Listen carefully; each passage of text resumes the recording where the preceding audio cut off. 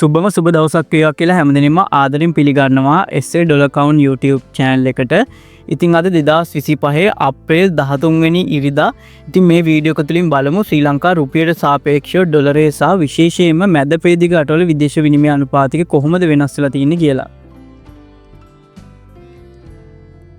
අද දවසට අදාළව ඇමරිකානු ඩොලරයේ හුවමාරු වටිනාකම 299.15යි. යුරෝ එකක වටිනාකම 329.30යි.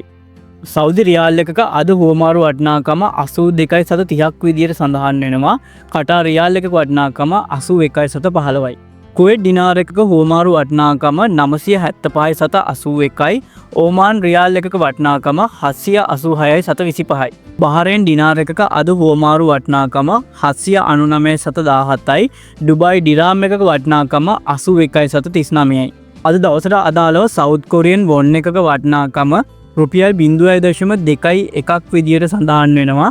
ඕස්ට්‍රේලියන් ඩොලර් එකක වටිනාකම 192.86යි. ජෝර්දාන් දිනාර එකක අද හුවමාරු වටිනාකම 421.81යි.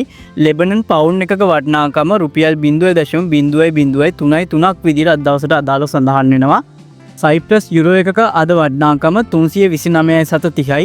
අවසාන වශයෙන් ඊශ්‍රායෙල් නෙව් ෂෙකීල් එකක වටිනාකම 79.25ක් විදියට අද දවසට අදාළව සඳහන් වෙනවා. ඉතින් ඔන්න ඔය විදියට ශ්‍රී ලංකා රුපියලට සාපේක්ෂව ඩොලරය සහ විශේෂයෙන්ම මැද පෙරදිග රටවල විදේශ විනිමය අනුපාතික වෙනස් වෙලා තියෙනවා.